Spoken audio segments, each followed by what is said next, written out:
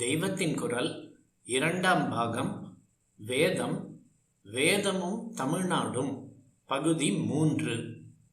பரா பஷ்யந்தி என்பவற்றை பறை பைசந்தி என்று பழைய தமிழ் நூல்களிலேயே சொல்லியிருப்பது முன்னமே தெரிந்தது. ஆனாலும் பஞ்ச பிராணங்களில் உதானன் என்ற மேல் நோக்கி போகிற காற்றினால்தான் மூலாதாரத்தில் சப்தங்கள் உண்டாகின்றன என்பது உள்பட மந்திர யோகம் இத்தனை நுணுக்கமாக தமிழின் முதல் நூலான தொல்காப்பியத்திலேயே சொல்லப்பட்டிருக்கிறது என்று இப்போதுதான் தெரிந்தது. வேத ஸ்வரங்களை தூக்கியும் தாழ்த்தியும் சமானமாகவும் ஸ்வரபேதம் இல்லாமலும் சொல்வதை உதாத்தம், அனுதாத்தம், ஸ்வரிதம், பிரச்சயம் என்று சொல்வார்கள். அந்த சூட்சுமங்களை எல்லாம் கூட தெரிந்து கொண்டு தொல்காப்பியத்தில் சொல்லி இருக்கிறது. கோவிலில் ஏன் சம்ஸ்கிருத மந்திரங்களை சொல்ல வேண்டும், தமிழில் சொன்னால் என்ன என்ற ஒரு கேள்வி சமீபத்தில் வந்ததல்லவா? அப்போதுதான் நன்றாக படித்த தமிழ் புலவர்கள் இந்த விஷயத்தை எடுத்துக்கொண்டு விளக்கி சொன்னார்கள். மந்திரங்களை பொறுத்த மட்டில் எந்த பாஷை என்று பார்ப்பது அடிப்படையிலேயே தப்பு. இங்கே பாஷை அர்த்தம் எல்லாம் இரண்டாம் பட்சம்தான். சப்த மந்திரங்களிலேயே ஏற்படுகிற பலன்தான் மந்திரங்களுக்கு விசேஷம். வைதிகமான மந்திரங்களுக்கு இப்படி சப்தத்தினாலேயே கௌரவம் சக்தி இருக்கிறது என்று தொல்காப்பியரே சொல்லியிருக்கிறார் என்று அவர்கள் எடுத்து காட்டினார்கள். அந்த விஷயத்தை சொல்லி முடிப்பதற்குள் இங்கே நான் இன்னொன்றையும் சொல்லிவிட வேண்டும். உங்களில் ரொம்ப பேருக்கு அது விசித்திரமாக இருக்கும். அதாவது வேதம் சம்ஸ்கிருத பாஷையில் இருக்கிறது என்று தானே நினைத்து கொண்டிருக்கிறீர்கள். அதுவே தப்பு. வேத பாஷைக்கு சம்ஸ்கிருதம் என்று பேர் இல்லை. அதற்கு பேர் சந்தஸ் என்பதுதான்.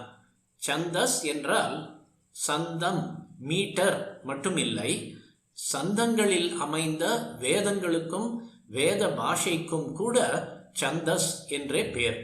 வேதம் தவிர மற்ற எல்லா விஷயங்களிலும் லௌகிகமான பேச்சு, எழுத்து, காவியங்கள் ஆகியன மட்டுமின்றி தர்மசாஸ்திரம், புராண இதிகாசம் உள்பட எல்லா விஷயங்களிலும் பிரயோகமாகிற பாஷைக்குத்தான் சம்ஸ்கிருதம் என்று பேர். வேத பாஷை சந்தஸ். வேத பாஷையில் இப்படி இருக்கிறது என்று சொல்லும் இடங்களில் வியாக்கரண சாஸ்திரம் எழுதிய பாணினி இதி சந்தசி என்பார். மற்றபடி சம்ஸ்கிருதத்தை சொல்லும் போது இதி லோகே என்பார். சம்ஸ்கிருதம் என்பது பார்த்து பார்த்து சம்ஸ்காரம் பண்ணப்பட்ட, அதாவது பழுதில்லாமல் வழுவில்லாமல் ரூபம் பண்ணப்பட்ட பாஷை. ஆனாலும் முழுக்கவும் லோகக்ஷேமார்த்தமான சப்தங்களின் மூலத்தை கொண்டே ஏற்பட்ட ஒரு பாஷை உண்டென்றால் அது வேத பாஷையான சந்தஸ் தான். கிருதம் என்றால் செய்யப்பட்டது என்று அர்த்தம். சம்ஸ்கிருதம் என்றால் நன்றாக செய்யப்பட்டது.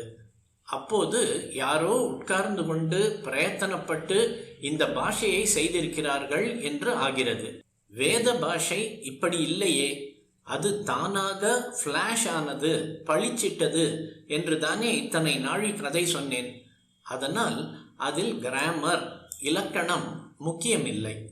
லோகோபகாரமாக இப்படி வந்த சப்தங்களை வைத்தே அதற்கு நன்றாக கிராமர் முதலியவையும் இருப்பதாக சம்ஸ்காரம் செய்து தேவஜாதியினர் சம்ஸ்கிருத பாஷையை பண்ணி அதில் பேசலானார்கள். அதனால்தான் வேதிக் கிராமர், வேத இலக்கணம், வேதிக் ப்ரோசோடி, வேதத்தின் யாப்பு என்றெல்லாம் தனியாக இருக்கின்றன. வேதத்திலிருந்து சம்ஸ்கிருதம் பண்ணப்பட்டது என்பதாலேயே வேதம் சம்ஸ்கிருதம் இல்லை. பிற்பாடு சம்ஸ்கிருதம் தானாக வளர்ந்தும் சர்வதேச பரிவர்த்தனைகளாலும் அநேக புது வார்த்தைகள் அதில் சேர்ந்த மாதிரி வேதத்தின் பாஷையில் ஏற்படவில்லை. வேதம் சம்ஸ்கிருதம் இல்லை என்பதே இப்போது நம் தாய் பாஷைகளுக்கு இல்லாத ஸ்தானம் சம்ஸ்கிருதத்துக்கு ஏன் இருக்க வேண்டும் என்ற எண்ணத்தால் வேத வித்தியை ஆதரிக்காமல் கோபப்படுகிறவர்களுக்கு கொஞ்சம் ஆறுதலாக இருக்கும். 2 கால் பிராணி, 4 கால் பிராணி ஆகிய அனைத்துக்கும் க்ஷேமத்தை உண்டு பண்ணும் சலனங்களை உண்டாக்கக்கூடிய சப்தங்களையே உடையதான வேத பாஷையும் மற்ற அநேக மந்திர சாஸ்திர மந்திரங்களின் பாஷையும் நாம் நடைமுறையில் சொல்கிற அர்த்தத்தில் பாஷையே இல்லை. அவை ஒரு ஜாதிக்கோ இனத்துக்கோ உரியன இல்லை. சமஸ்த பிரபஞ்சத்துக்குமான பாஷை என்று வேண்டுமானால் சொல்லலாம். சந்திரன் எல்லா தேசத்துக்கும் ஜிலு ஜிலு என்று நிலா அடிக்கிறது. சூரியன் லோகம் பூராவுக்கும் ஜீவ சத்தை தருகிறது. எந்த தேசத்து சந்திரன், எந்த தேசத்து சூரியன், எங்களுக்கு இது வேண்டாம் என்பார்களா? தொல்காப்பியர் வேத சப்தங்கள் பரா என்கிற மூலத்தில் தோன்றியதால் முக்கியத்துவம் பெற்றவையாகும் என்று சொல்லி, இப்படிப்பட்ட அக்ஷரங்களை பற்றி இந்த தொல்காப்பியத்தில் நான் சொல்லப்போவதில்லை. இங்கே சாதாரண மனிதர்களின் காதுக்கு எட்டும் வைகரி சப்தங்களை மட்டும்தான் விவரிக்கப் போகிறேன். மற்றது உள் விஷயம், மந்திராட்சரம், அந்தணர் மறைத்தே என்று எழுத்ததிகாரத்தில் 102ஆம் சூத்திரம் சொல்லியிருப்பதாகவும், ஆதலால் ஆலயங்களில் மந்திர சப்தங்களை மாற்றாமல் ரட்சிப்பதற்கு தொல்காப்பியமே ஆதரவாகத்தான் இருக்கிறது என்றும் அந்த தமிழ் புலவர்கள் எடுத்து காட்டினார்கள். குறிப்பு: எல்லா எழுத்தும் வெளிப்பட கிளந்து சொல்லிய பள்ளி எழுதற வழியில் பிறப்பொடு விடுவழி உழற்சி வாரத்து அகத்தெழு வழி இசை அரில் தப நாடி அளவிற்கோடல் அந்தணர் மறைத்தே அஃதிவன் நுவலாது எழுந்து புறத்திசைக்கும் மெய்தறி வழி இசை அளவு நுவன்றிசினே.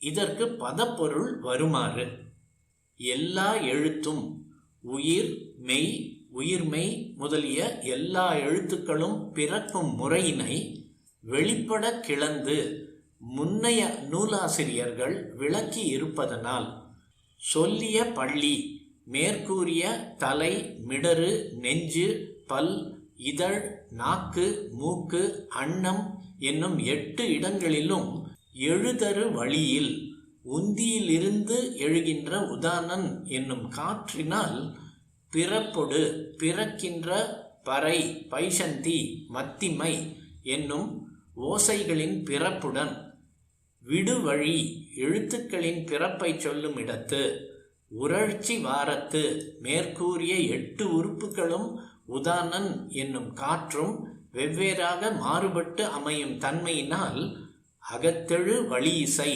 மூலாதாரத்தில் எழுகின்ற காற்றின் ஓசையினை அரில்தப நாடி குற்றமற ஆராய்ந்து அளவிற்கோடல் எடுத்தல், படுத்தல், நலிதல், விலங்கல், அதாவது உதாத்தம், அனுதாத்தம், ஸ்வரிதம், பிரச்சயம் என்னும் தன்மை உடையனவாக கொள்ளும் முறைமை அந்தணர் மறைத்தே அந்தணர்களின் வேதங்களில் சொல்லப்பட்ட முறைமை உடையதே ஆகும். அஃது இவன் நுவலாது அவ்வேதங்களில் கூறிய பறை, பைசந்தி, மத்திமை என்னும் நிலையில் உள்ள ஓசைகளும் எழுத்துக்களும் யோகிகளின் உணர்வுக்கே புலப்படுமாதலின் அவ்வியல்பினை இங்கு கூறாமல், எழுந்து புறத்திசைக்கும் மெய்தறி வழி இசை நெஞ்சத்தானத்தில் இருந்து எழுந்து வெளியே நம் காதுகளில் கேட்கும்படி ஒலித்து பொருளை உணர்த்துகின்ற வைகரி ஓசையினது எழுத்தினது அளவு நுவன்றிசினே தன்மை அல்லது மாத்திரையினை மட்டுமே இவ்விலக்கண நூலுக்கு வேண்டிய அளவு கூறுகின்றேன். இந்நூற்பாவின் அமைப்பினால் மூலாதாரத்தினின்றும் உந்தி கமலத்தினின்றும் ஓசை எழுகிறது என்றும் அவ்வோசையை எழுப்பும் காற்று உதானன் என்று பெயர் பெறும் என்பதும், அங்கனம் தோன்றும் ஓசையானது பறை, பைசந்தி, மத்திமை, வைகரி என்று 4 வகைப்படும் என்பதும், முதல் 3ம் யோகிகளின் உணர்வுக்கே புலனாகும் என்பதும், வைகரி என்பது ஒன்று மட்டுமே நம் செவிகளுக்கு புலனாகின்ற எழுத்தொலியாக வெளிப்படும் என்பதும், அங்கனம் வெளிப்படுங்கால் அவ்வோசையானது உதாத்தம், அனுதாத்தம், ஸ்வரிதம், பிரச்சயம் என்னும் எடுத்தல், படுத்தல், நலிதல், விலங்கல் என்னும் நிலைகளில் அமையும் என்பதும் இவ்விவரங்கள் எல்லாம் வேதங்களில் விரிவாக கூறப்பட்டுள்ளன என்பதும் அவற்றையெல்லாம் இங்கு எழுத்ததிகாரத்தில் கூற முற்படாமல் தாம் தொடங்குகின்ற எழுத்ததிகாரத்திற்கு இன்றியமையாமல் வேண்டப்படுகின்ற சில குறிப்புகளை மட்டுமே தொல்காப்பியர் கூறியுள்ளார் என்பதும் அறிய கிடைக்கின்றன.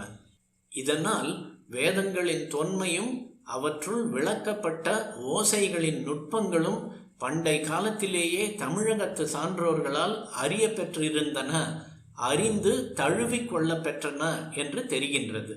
பதப்பொருளும் கருத்துரையும் உதவியவர் பேராசிரியர் ஸ்ரீ ந. ரா. முருகவேள் அவர்கள். நம் பாஷையில் ஒன்று இருந்தால்தான் உசந்தது, வேறெந்த பாஷையில் இருந்தாலும் மட்டம், அது வேண்டாம் என்று நினைப்பது கொஞ்சம் கூட பகுத்தறிவாக தோன்றவில்லை. உலகத்தில் இருக்கிற அத்தனை புத்திசாலித்தனமும் நல்லதும் நம் பாஷையில்தான் இருக்க வேண்டும் என்று நாம் நினைத்தால் அவரவர்களும் இப்படித்தானே தங்கள் தங்கள் தாய் பாஷையை பற்றி நினைப்பார்கள்.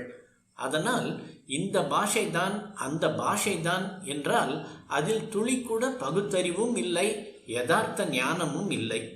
ஒரு பக்கத்தில் நம்பிக்கையின் மீதே அநேக விஷயங்களை ஏற்க வேண்டிய ஆஸ்திக்யத்தை பரிகாசம் செய்து பகுத்தறிவு பகுத்தறிவு என்கிறார்கள். இன்னொரு பக்கத்தில் இப்படி பிரத்யக்ஷத்திலேயே பகுத்தறிவு இல்லாமல் இருக்கிறது. ஒரு பக்கத்தில் யாதும் ஊரே யாவரும் கேளிர் என்பதுதான் தமிழ்நாட்டின் தேசாச்சாரம் என்று சொல்கிறோம். இன்னொரு பக்கம் ஆதி காலத்திலிருந்து இங்கு உறைந்து போய்விட்ட சனாதனமான சமாச்சாரங்களை கூட எப்படியாவது இல்லாமல் பண்ணிவிட்டால் தேவலை என்று நினைக்கிறோம்.